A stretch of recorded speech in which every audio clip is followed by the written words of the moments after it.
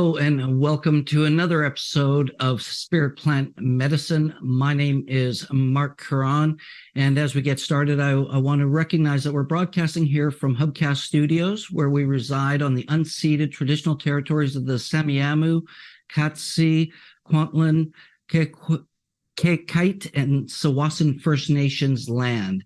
And I'm here with our co-host of the Spirit Plant Medicine Conference and my good friend, Mr. Stephen Gray, who's been traveling with spiritual and medicine pathways for 50 years. He's a writer, educator, conference organizer, speaker, and cannabis ceremony leader. Stephen is the author and editor of 3 books, including the popular Cannabis and Spirituality, An Explorer's Guide to an Ancient Plant Spirit Ally, and recently released How Psychedelics Can Help Save the World. Visionary and Indigenous Voices Speak Out. And for 12 years, Stephen has been the co-director and the MC of the Spirit Plant Medicine Conference here in Vancouver. Welcome again, Stephen. It's always a pleasure to see you. Yes, Mark, of course, definitely. Awesome. Well, I'm really excited today because we have a special guest who's also a presenter at this year's conference, Sundance Chief Rueben George, who is the Director of Community Development for the Tsleil-Waututh Nation Indigenous Community Organizer and a spiritual leader. He's a Sundance Chief and the grandson of Chief Dan George, an Oscar-nominated and universal respected First Nations leader. Rueben started his career by founding and creating Duke's Youth Healing Center 19 years ago. He has learned very quickly that the foundation for his success in his work would be his culture and spirituality. Ruben's grandfather taught him, anything you learn in college or university on healing, there is a First Nation teaching that says the same thing. Based on the teachings of his elders, Rueben created a reference library of successful psychological healing programs and translated them into First Nations culture and spirituality. As well as being a Sundance Chief, pipe carrier, and sweat lodge leader, Rueben is an active participant in his Coast Salish Winter Spirit Dancing Ceremony. Rueben has worked across Canada and the United States, facilitating workshops on healing and wellness. And in every project Rueben works on, he is sure to incorporate his culture and spirituality. In his present position as the Director of Community Development for the Tsleil-Waututh Nation, Rueben oversees the education, social services, employment and training, youth and elders programs, family support programs, and the Tsleil-Waututh Nation daycare and early childhood learning. Rueben has just recently published his book, It Stops Here. And we are looking forward to this great conversation where we're going to talk about his book. And we're also going to talk about the theme that we've had for these programs the past few weeks, which is what is the role of plant medicine and psychedelics at this time of rapid change and uncertainty in the world today. Welcome, Chief Rueben. It's always a pleasure to spend time with you. We're glad to have you here. Well, thanks, Mark. Thanks, Stephen. It's good to be here on this beautiful sunny day in Vancouver. Yeah, it sure is a beautiful day. That's fantastic.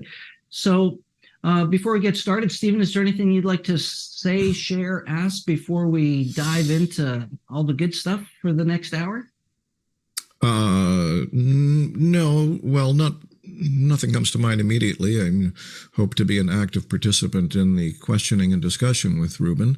But other than that, it's just our conference coming up, and it's clearly we're in a time of rapid change and upheaval and tumult and chaos and the increasing levels of depression and anxiety on the planet.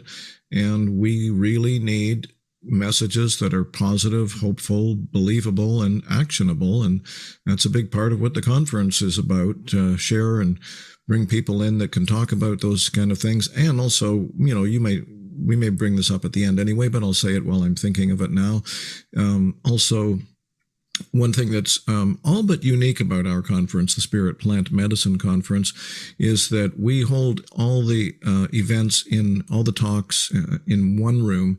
And so we're like a tribe, a temporary tribe for the weekend. And, as Mark mentioned, we've been around this is our 12th year. And so we know from our past experience that when we do it that way, there's an energy that develops over the course of the weekend, and an incredible amount of connecting with people that tell us often later, this conference changed my life because I had a conversation with somebody that opened up a door that I didn't even know was there. So, just putting a good word in for the power and value of our conference. And with that, Marc, I suppose you have a lead. I just want to say, Stephen, I think what that really gives power to is community and connection. Right. Absolutely. Keep people separate. Everybody's together and everybody's equal. It's just a beautiful thing. The experiences people have from a community and connection standpoint. So thank you for bringing that up. Yeah. Absolutely. So I'm really curious to find out what Ruben's talking about in that book, but you probably have a lead-in question. So I'll pass the baton back to you, Marc. Well, we do have a leading question. This has kind of been the theme that we've had this month as we've been, doing these pre-conference talks. And it's really comes curious to me because I'm going to pre-frame it where Chief Rueben, I had the pleasure of connecting with you during Peace Week when you were speaking with Ben Bowler from Unity Earth. And you had said something that really caught my eye. And what you had said was, as you were talking about your book and many things that you were working on, you had brought up the subject of plant medicine, and you had mentioned that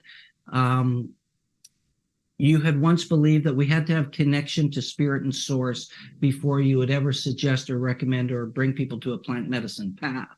And through your work, you had changed your mind and perception on that. And I thought it was kind of an interesting lead in because the nature of the question that we discuss is, what do you see as the role of plant medicines and psychedelics at this time of rapid change and uncertainty in the world today? And if we start there, maybe we can go in and unpack the rest of, what we get from you here today. Sure, thanks. I like the question. So the way I'm taught and what I've been taught, it's like my whole life in some ways. So for example, our ceremonies, our sweat lodges and Sundance. So when you come to ceremony, we'll first teach you how to smudge, and that's simple. And when you're ready, we'll give you a bundle. And the bundle has fire, earth, water, and sky represented. So abalone shell or some shell to represent the ocean, the water, and then a feather to represent air, then sage, sweetgrass, whatever you might use to represent earth. And of course, you use matches, make a flame, represent the energy of the sun. But when you put any of those two things together, and I've seen this in ceremony, not just we do, but all over the world, when you put any of those two elements together, a spirit's born out of it with intention. And this is an important thing in ceremony because, in all religions and all spiritual practices, people screw it up by putting their ego in front of these teachings. And that's the teachings of humanity, of love, honor, respect, dignity, pride, compassion, understanding, truth, knowledge, and wisdom. Those are the ways that we're supposed to raise a baby.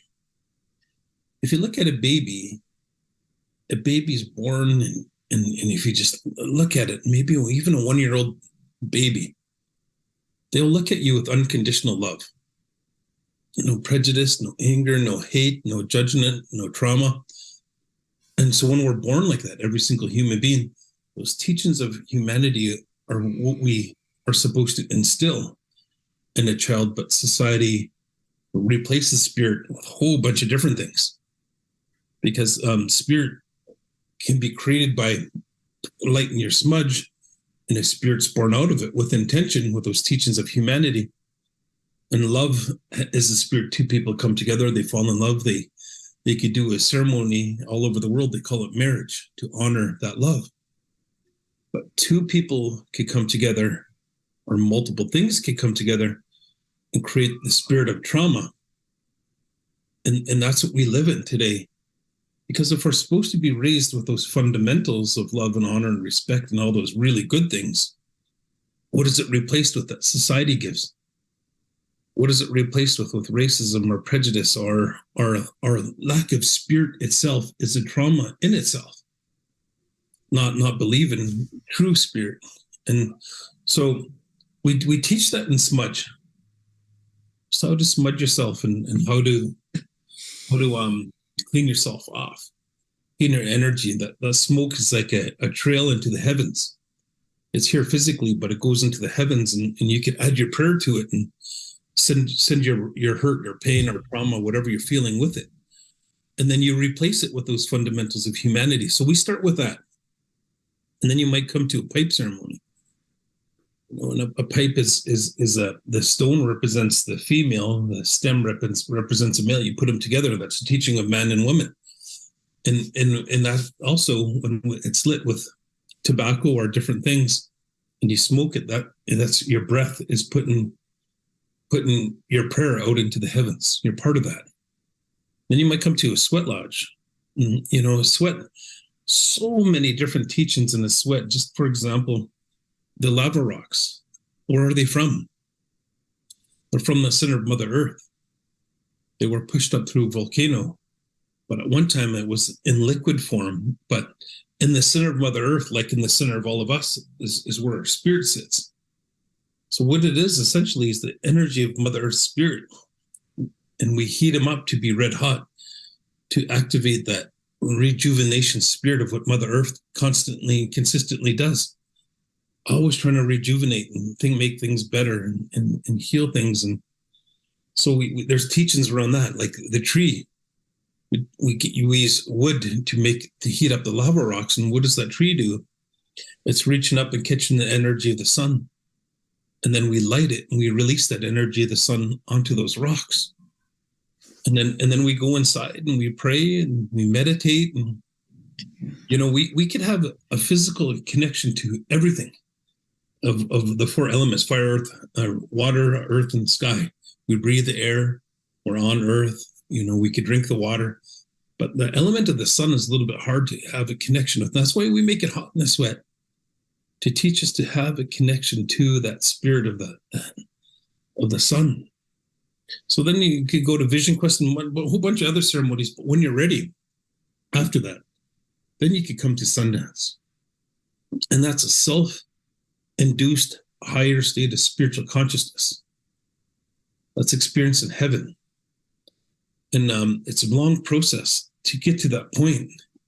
And your moment might be only minutes.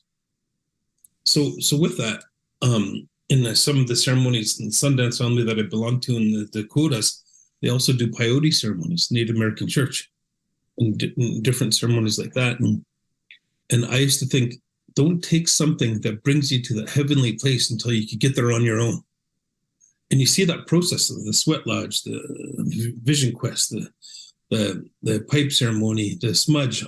There's all those different intricate steps that bring you to that point to help you to have a clearer understanding of the experience that you're going to have when you go to heaven. I said, maybe you should figure that out first before you take a medicine that brings you there.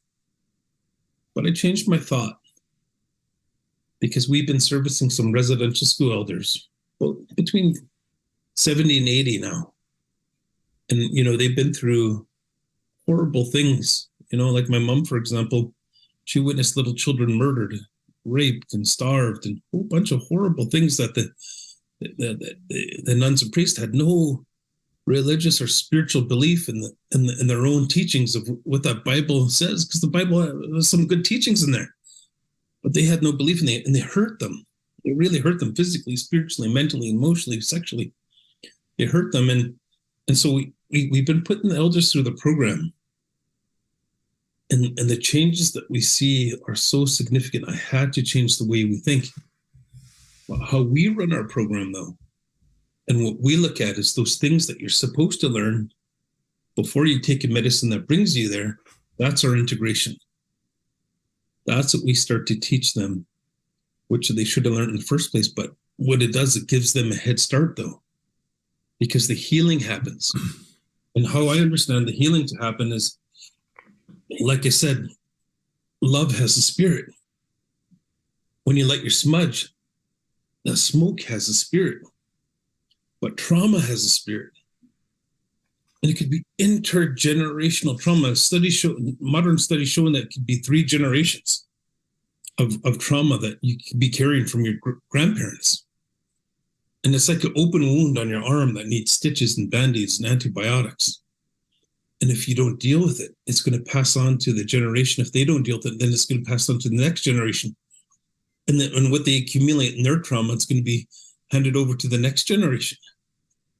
So what we do ceremonially, what we do with the medicine, is we close that wound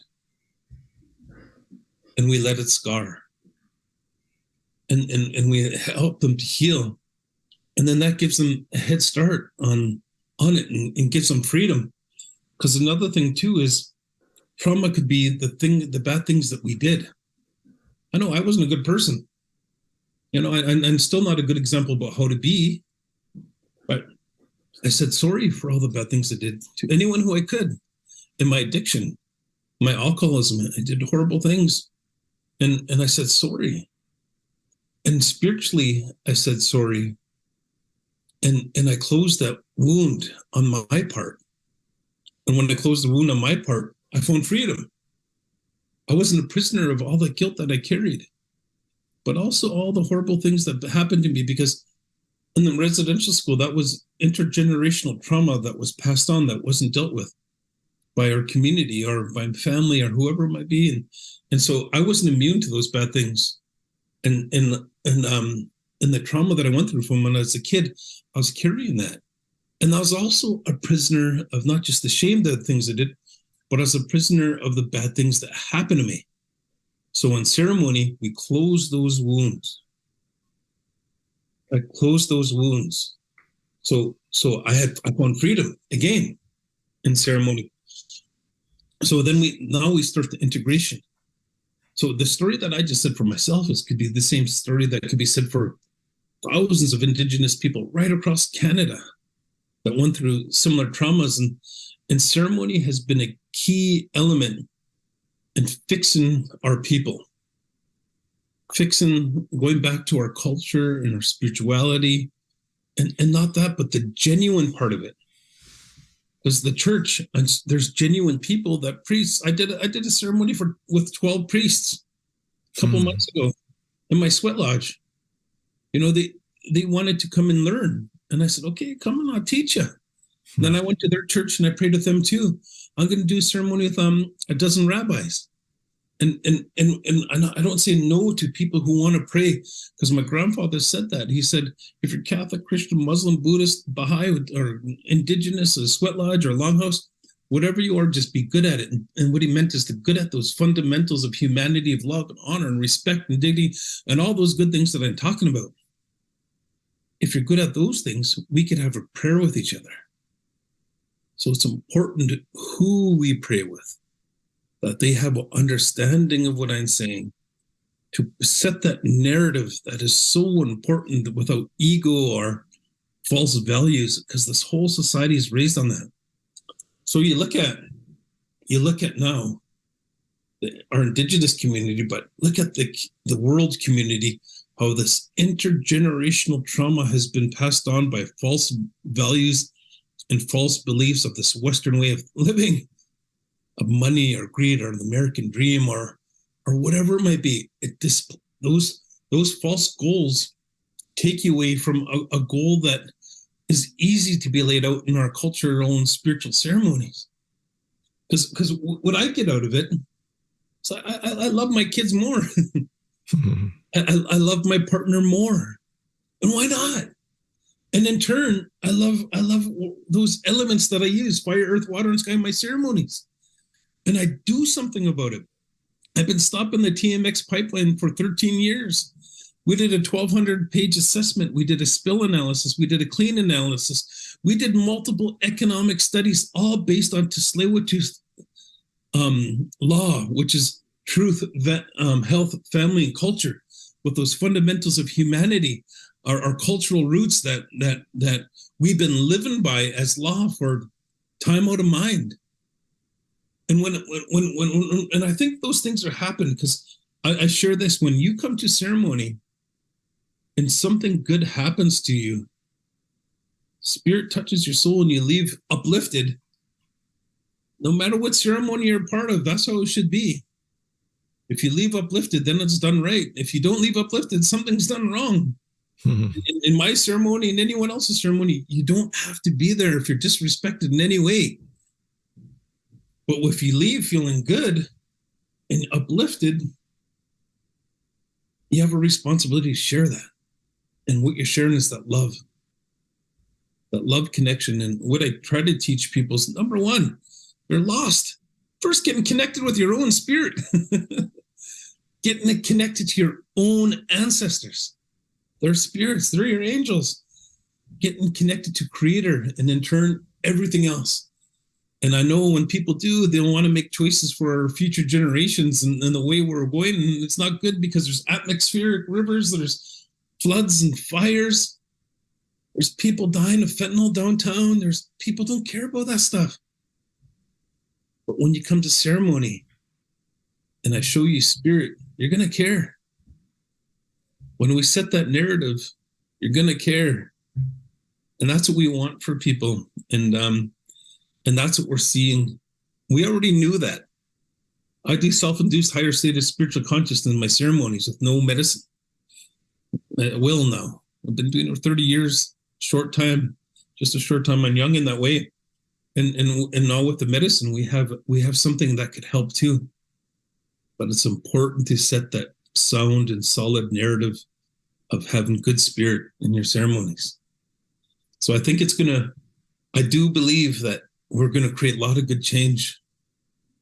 We want to help, of course, our Indigenous people that have been through this colonial system, residential schools and things. We want to help, but we want to help everybody because you're still living through the colonial system that was created thousands of years ago, that misplaced people's beliefs with false values. And I think that right there will create lots of change. And that's what the world needs, is genuine spirit again in their lives. And that's what we want to do. Yeah, beautiful. Rueben, you're an easy interview. One question, you have a lot of really valuable information to share. Hey, I'm wondering if I can ask you a question. Just tell us or tell me if that's not appropriate for this kind of forum, but you've made reference to the medicine itself a number of times, and as I understand it, because it does grow around here, you folks have been working with the psilocybin mushroom, and so I'm wondering if it's okay to talk about it, if you can say a little bit about the structure of how you work with that medicine in the context of your traditional understanding of ceremony and that sort of thing, and perhaps even go on from there to say, you mentioned, I think you were saying earlier that these elders that have come in, I'm not sure if you were implying they were doing the psilocybin mushroom, but if they were, can you talk about what they're experiencing that helps them? Okay, so I think what was important is we tried different things. How it started as a volunteer to men's treatment program. I'll say this really quick. And the guys were falling off. And I really wanted to find something that could help create change in a better way, that they wouldn't fall off and start using drugs and alcohol. And then I read an article on ayahuasca. And then I talked to a doctor who's a friend that was working with psilocybin. And from there, it took off. And, but it took us 6 months working with doctors and therapists in creating a program for them to talk us into doing it ourselves. And we said, no, we don't do that. We're spiritual people, or whatever, and we're sober. And then I was sitting in the meeting once and I said, we can't be telling people what to do unless we're willing to do it ourselves. So I said, we have to try it. So we did. But it took 6 months of us wrestling with that idea. But the direct changes that happened to us were fast and swift. And what we know and what we realized and what we do know is my ancestors in the land right here knew every nook and cranny of our traditional territory, and every plant and every medicine and every animal and every insect, everything. We knew the medicine of how it works. And it was no different with this. And now I hear stories about it, of how it helped men, our boys, become into the change of life into men. How it was included in art that in totem poles, that they took it to see the vision of what they're going to carve, how they used it for healing. So we have those ancestral stories that were embedded in it. And I knew that too, because we did try some of the medicine of our relations in Central and South America, and they're really good. The peyote ceremony, Native American church I've been to, and it's really, really good. I liked it. It was so beautiful. I'm from the land here. The medicine's from here. And when I took it, it resonated with us. And we learned really quick to have a reciprocal relationship of spirit to that mushroom that we're from, that my ancestors had and have. So it was embedded in us to have that same reciprocal relationship to it and with it and to work with it. And so when the elders took it, they were dealing with tremendous problems. You'll see it in our documentary that's coming out on medicine. But one of the elders, she explained that, I raised my kids really tough. Residential school made me really tough, and I wasn't as affectionate as to my kids as I wanted to be. I want to hug them and hold my grandkids. One ceremony changed that. All her adult kids have come to ceremony, and her grandkids are starting to come to ceremony that are of age, and their siblings. It changed her life to be able to embrace and to love and to hold and to be a part of.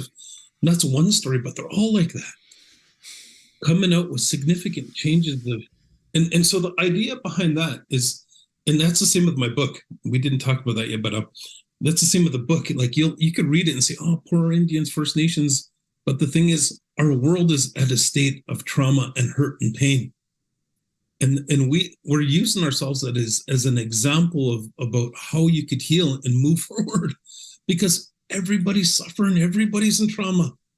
We're not the same person who we were when we're born, with no prejudice, no anger, no hate, with a pure eyes and unconditional love for everything. We're not that anymore.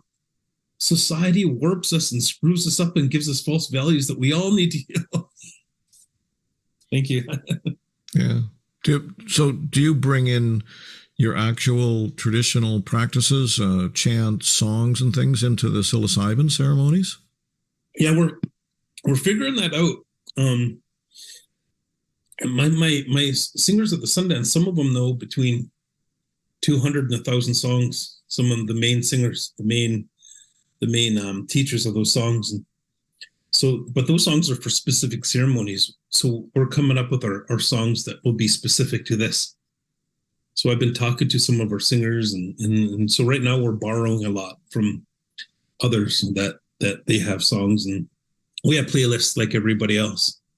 As long as it's indigenous, it connects and it resonates, we could use it. Because songs have a spirit too. They do. And we're starting to learn our own songs. And some of the practices, we're figuring that out too.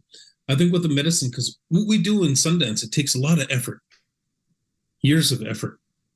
And some people get 15 minutes of a higher state of spiritual consciousness. But with this medicine, you could have between 1 hour and 8 hours of spiritual consciousness. So when we're in that spiritual realm, for example, my last ceremony, I was in a heavenly state, and I see in the spirit of the song come into that heavenly state. But what we need to do is send out the prayer that we could see go to heal people from that heavenly state. And when we send out the prayer, we ask for messages and we ask for resolve. If we're seeing and we're feeling a spiritual experience, what's the resolve behind that? How could we use it to improve our life and improve the world? So we start to look at medicines. If somebody is going through something, what is lavender? There's some lavender right here. What does it represent? Love. Sage right here. I got some sage. What does it represent? Cleansing. So we start to incorporate those things and what people might need into those ceremonies.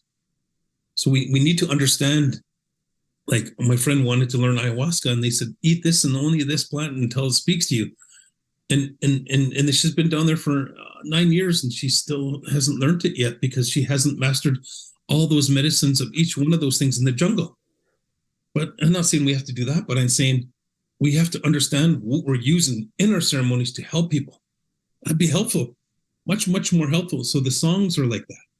What songs to use to help people? Because if I'm in a sweat lodge and somebody goes, "Hey, can I sing a song?" Sometimes I'll say no, because I need a song to be sung to the energy that's in that room. If it's sadness, I need somebody to sing a song to help that sadness heal. If it's somebody mourning, I need a song to help, that could be sung to help somebody go through their mourning. And that's the same with this medicine. When we're figuring it out really quick, because we've been down this path already before with the other ceremonies that we do to use to go to a higher state of spiritual consciousness. Yeah, amazing. I think it's fantastic. I don't think anybody knows that your people, or the First Nations people, have a history that goes back a long way of using this mushroom. For the visioning of totem poles and different things like that. Yeah, no, that's fantastic. Did you have another question, Marc? Well, first, thank you very much for what you've shared, so far, Chief Rueben. It's just always gets me thinking. And one of the things that I want to just put out there that you really put an importance to is, when we talk about plant medicine, and because we talk about, psychedelics primarily, not all psychedelic and psychoactive plants are just medicine. There's so many other plants out there that are medicine, that grow naturally and wild, not just here locally in beautiful British Columbia, but all over the world. And I think that as we go and look at this plants, spirit of the plants, plants, they're the original pharmacy. And I think that there's a lot of wisdom that we can learn when we take a look at what's out there for plants. And it's not just about a magic mushroom or ayahuasca or something that's, peyote or San Pedro that's psychoactive, but it's about, plants that can make a difference. Like you say, lavender for love and sage for cleansing. And those are just two great examples that you put out there. So, but maybe I wanted to shift gears a little bit and talk a bit about your book, because this is a pretty powerful book, and it's called It Stops Here, and it's standing up for our lands, our waters, and our people. And, maybe you can tell us what inspired you to write this book, what you've learned, what you would like to see happen as we move forward as a culture and society in regards to some of these important things that have been happening, not just locally here in British Columbia and Canada, but even around the world. Rueben, before you get into that, I was just wondering if I could quickly, not to take you away from this question, Marc, of course, but just in regard to the songs you were talking about, I'm kind of speaking above my pay grade here, because it's not my direct personal experience in terms of receiving songs, but I just finished reading Bill Bernard's book, Liquid Light. He's a sort of a master in the Santo Daime, and I also spent a long time around the Native American Church, and I've been around the mestizo shamanism practice style of ayahuasca work as well.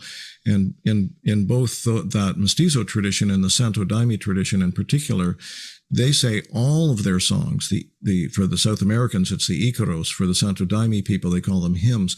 They're all received. So, as I say, I'm, kind of speaking above my pay grade here, but I'm wondering if you folks, if there's a way that you can sort of put out a prayer directly to ask the spirits to give you songs that are specifically for that psilocybin ritual.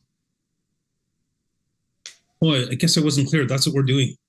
You are doing that. Oh, okay. Yeah. Yeah. Okay. Yeah.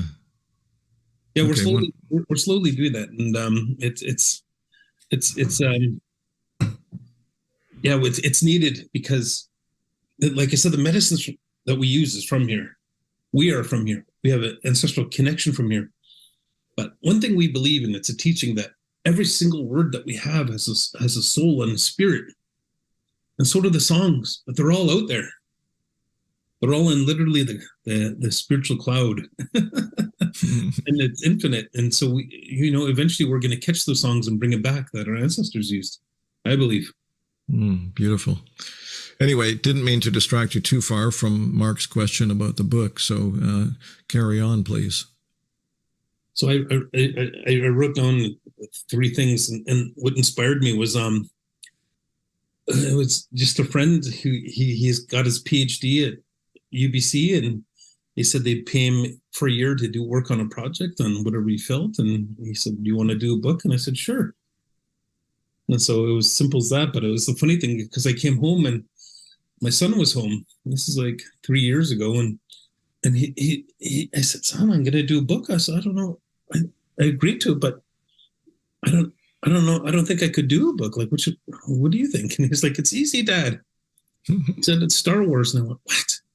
He goes, it's the evil empire, Canada, against the Georges and Tsleil-Waututh. Oh yeah, okay, well, I can do that. That's good. And what do I want people to learn? I thought it would be harder to read than the feedback that I'm getting, because it's sad about the colonial residential school effects of what my brothers and my mom went through and passed on to us. It's sad. I talk about my mom witnessing murders and horrible things. My dad too, but my dad overdosed and died on Main and Hastings, and my stepdad overdosed and died too. And I have lots of aunts and uncles that died down there, and that's trauma. And so we in the process we deal with that trauma, and I talked about the freedom that we have. And I can't. This part's not in the book, but yeah, it is. But in our sweat lodge, my son was, when both my kids were born, I was running the sweat, or no, my brother was, and my mom came to the door, and she's holding my son, and she goes, "Rube, here, come grab your son." And it was so significant, because I took my son from my mom, and that was 3 generations coming together to heal, to say no more. And the same thing happened with my daughter. They said, "Here, come grab your daughter." And I took her in the sweat lodge for the first time, and they closed the door, and it was pitch black, and we sang songs. And again, it was 3 generations of Georges saying, "No more. No more hurt, no more pain, no more trauma. We're going to heal those wounds of that spiritual trauma, and mentally, emotionally, and physically too. We're going to heal."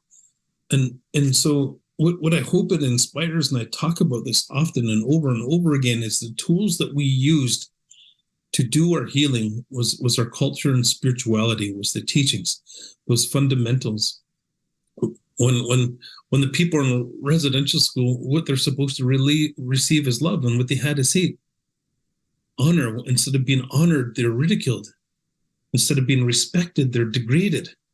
So all those fundamentals were reversed. And what we do is we bring people back to that. But it happens in our society. And I mentioned this in the book. My kids, my ex-wife, a beautiful person, Deborah Parker, she's amazing, and she does amazing work. She worked in the past with President Obama and Bernie Sanders, and she helps Indigenous women and the rights of Indigenous and women in general.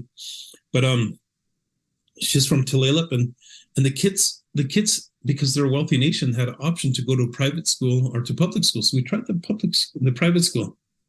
My son didn't like it, took him out. But my daughter, I started to see they teach them different. When you go to a public school, all of us, they say, if you're really smart, you could be a doctor or a lawyer. You're really smart. But in the private school, they're saying, no, each and every one of you, you're going to be a politician and really wealthy. My daughter graduated at 15. Every single one of those kids she graduated with, they all graduated at 15. Every single one of them took political science and business. They're doing what they're taught they're capable of doing, but it's the same with our society. We're doing what we're taught what we're capable of doing, and then we learn from that same standard. Because look at the news. Look how it tells us. Look at the government. Look how they're screwing everybody over, and they're helping the rich get richer. Look at the oil, for example. We told them, And the federal court appealed that. It doesn't make economic sense. And the 3 judges said, Tsleil-Waututh Nation, you're right. The pipeline doesn't make economic sense. In Canada, you're wrong. But we're still going to side with the best interests of Canada. And now today, they're at a place where it costs, in any other pipeline in North America, costs average of $10 to transport 1 barrel of oil. The average, $10, $11. And this pipeline is going to get almost 1 million a day of barrels, but it's going to cost $23. So no customer is going to want to put their oil through our pipeline when it's going to cost more than double the cost of any other pipeline. So they're not going to use it. So Canada, even though we told them it doesn't make economic sense, they're going to subsidize somebody to put their oil through the pipeline up to $12 per barrel. And there's over a million barrels a day, which equals to about $16 billion that they're going to subsidize somebody to use that pipeline. And that's taxpayers' money. And we told them that. But we settled for that. It was on the news and nobody cares. It's on the news that the floods are happening all over the world. It's on the news that and you step outside of your house in the summer and it's smoky. And Lytton burnt down and Fort McMurray burnt down and we're cut off from the rest of Canada with the floods. We're conditioned to not to give a BS. We're conditioned because we're stifled in our belief that we don't have no individual thought to try to make something better for our future generations. We're conditioned in that. And I talk about in that book that and I say, you're living in trauma. If you think that way, you're living in severe trauma that you're not exploring. And I said, why don't you put down those false values of beliefs of the trauma that you're living in and find a ceremony, find a better way of life, find your individual self and love you for the person that you should be, the person that you're born to be, not the person that society wants you to be. And let's move forward. And I said, why not? Why not love yourself more? Why not love your kids more? Why not love your partner more? I love my partner. I'm a goofball sometimes, and she forgives me for how wacky I am, but she loves me. Mm-hmm. I'm a non-wacky person, but she loves me, and I'm learning to love her more. But why not? That's what the book's about. It's like, don't look at me, the poor Indian. Fix yourself. Let's fix our world at the same time, because that's what will happen. Yeah. Well, and I really think that that's such an important message, Chief Rueben. You've said so much there, and I want to tie together a couple of things that you had said in the beginning about, whatever religion you are, whatever spiritual path you're on, is to, live it, be it, and embody it, and, then when you talked about the residential school, I don't even know how I would even describe that, but it's just absolutely not okay. Just the hypocrisy of what happened there when, if you're thinking, the Catholics and religion, it should all be love. It should all be equal. And what happened there is an atrocity. But I love what you're saying in terms of, breaking down the conditioning, and where I feel that the, medicines really help people kind of wake up out of their head. That journey from your head to your heart is one of the longest journeys you'll ever take. But it's about how we really work with that so that we can embody and find that path to spirit. It's kind of where we started up before. If you don't have that connection, how do you get that? And your story about your daughter and the school system really resonates with me because of that conditioning, is to, as you said, be your authentic self, be you, versus being what you've kind of been created and conditioned to be. And I think that that's a really powerful message. And it's a funny story I heard one time. It was almost a joke, and it was about a preacher at church, and he kept telling the same sermon week after week. And somebody finally said, "Father, you're saying the same sermon week after week. Are you okay?" And he said, "I'm going to keep saying it until you guys listen." until you do and act and embody what we're talking about. And I just want to encourage you to, keep, sharing your voice, sharing your message, and be out there, because it's a very, very powerful message that needs to be heard, and people need to be able to realize and come to terms and a realization of, how we can move forward in a better way in our society today. So I just want to thank you, because I think it's really powerful. Yeah. No question so, there. Rueben, on that note, actually, there's this sacred circle, right? You're involved with that, right? Yes. Yeah, and so Marc's asking, or talking about sharing the message, as it were, and I'd be interested, or I imagine the viewers and listeners would be interested in hearing about the work of Sacred Circle, because I have this notion, again, sort of slightly above my pay grade, because I'm on the outside of that, of course, that traditionally indigenous people of Turtle Island, and probably many other parts of the world, but certainly Turtle Island, have passed information, knowledge, and even products at great distances. And if I'm not mistaken, I think that sort of thread of way of spreading information and connection is still extant. It's still there. And I'm wondering if Sacred Circle is having a big part in that. A big part in, sorry, can you say that again? What is Sacred Circle doing, and is it connecting to Indigenous people around Turtle Island or even beyond? No, but yes, but we work with others too. We work with Phil Lane and his group, the Heart Medicine, but we got a big grant.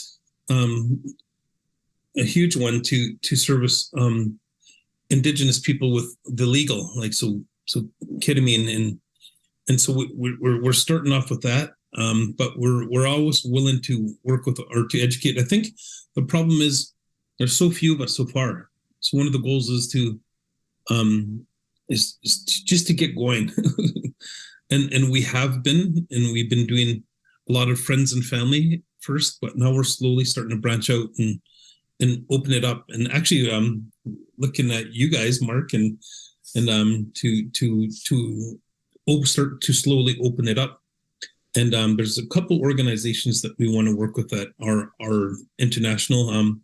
Virginia Satir Healing Model, they're interested in working with us, and we'd like to solidify a relationship with them. They're globally. They have over 500,000 people globally trained in their healing practices.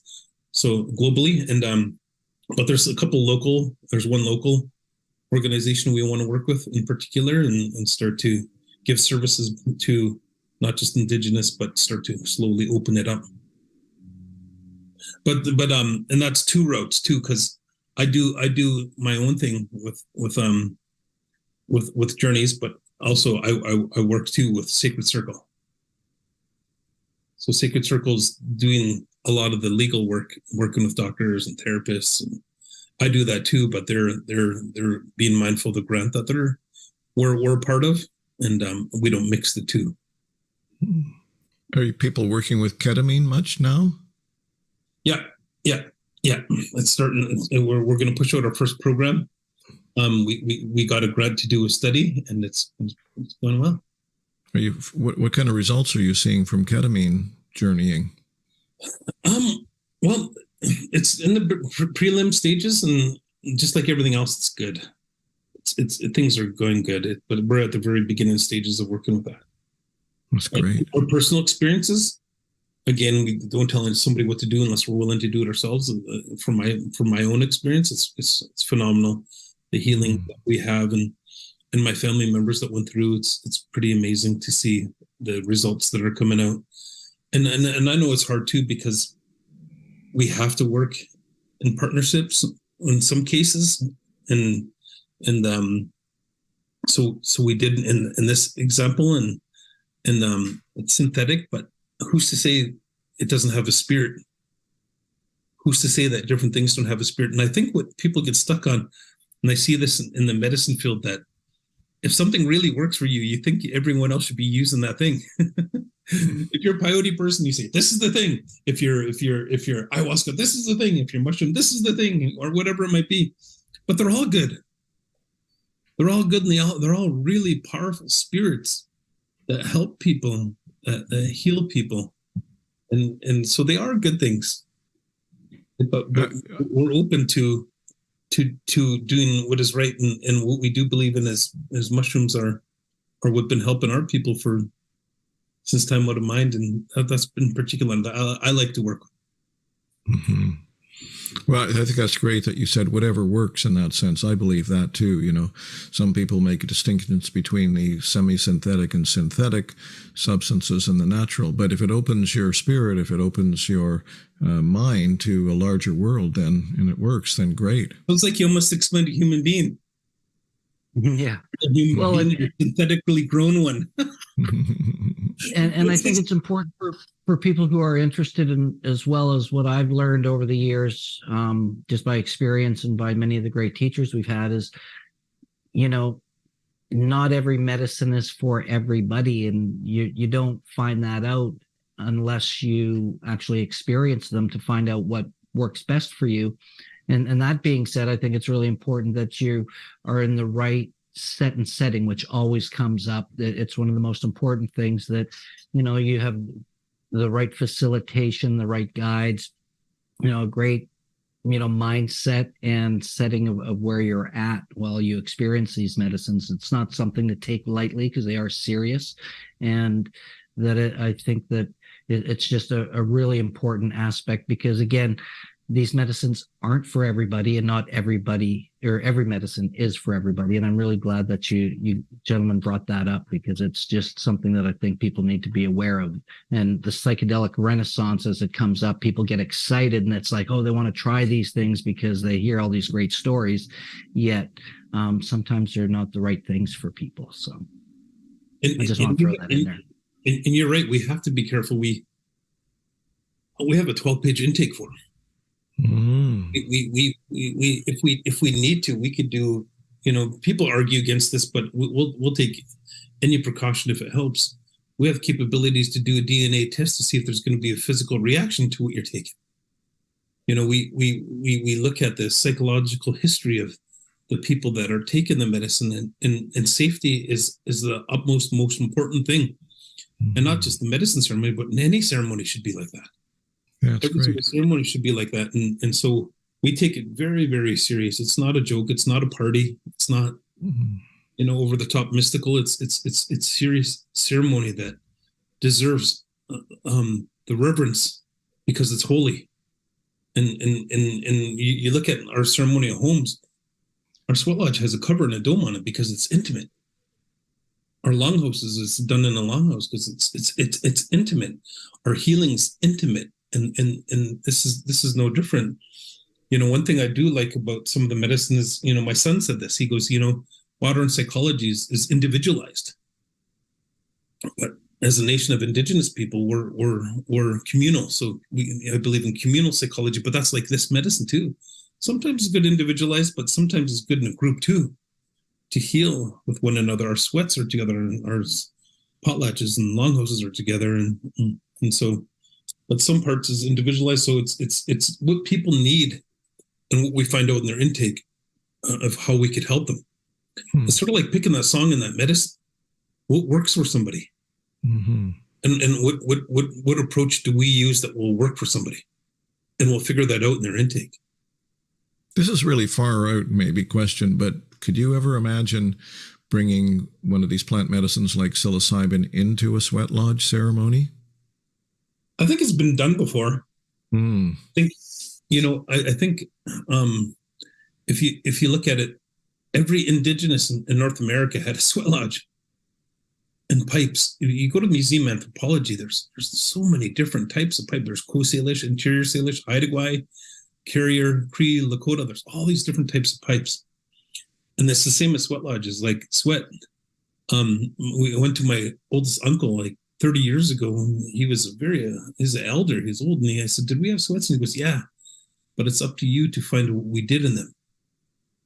And so, some people have their beliefs that they'd never ever do that. And there's some people have their beliefs will never ever do a medicine like this. My own family, and that's good. I respect that. My own family said they'll never ever do anything like that, and that's good. I respect that. I 100% respect that. And some people believe that around the sweats too. But did I think it happened? Oh yeah. Hmm. Interesting. Yeah. Well, we are getting close to wrapping up, but I wanted to respect everybody's time. We talked about being here for about an hour, but maybe real quick, Chief Rueben, I know we've had such a great conversation. The title of your talk is the title of your book for the conference this year, but maybe you can give people just a quick snapshot of something a little different you might be sharing at the conference that will intrigue them to come and meet you and see you in person. We're actually exactly 4 weeks away today. Awesome. That's awesome. Well, it has a spirit, and it needs to be approached with holiness and reverence. There has to be teachings behind it, and then the narrative is so important. And you need to take time to introduce yourself to the medicine and know and understand it. Like what I was explaining about the sweat lodge. When I help people and they come to sweat, I teach them about the rocks, but I want them to explore the idea of the lava rock themselves. I said, we use firewood from a tree, but as well as that tree reaches up and catches the energy of the sun, like I said, but it uses its roots to clean up the nutrients and eat the nutrients in the earth. And then it catches the water with its leaves and its roots with its leaves. It takes carbon monoxide and changes it into oxygen. We're like a human being. It needs fire, earth, and water and sky. It needs it. That kind of energy we're releasing onto those rocks that are bringing into the sweat lodge. It should be no different about how we approach these sacred medicines. Take the time to know and learn and understand what you're taking, where it comes from, its purpose. If you don't know, ask. Ask and be taught. Be taught and again, make it beautiful and set those narratives. Don't put your ego in front of it. When I first started going to peyote meetings, I only been a couple, but my first one, my teacher held the peyote button in his hand and said, this medicine could really, really help you. If you disrespect it, it could really, really ruin you.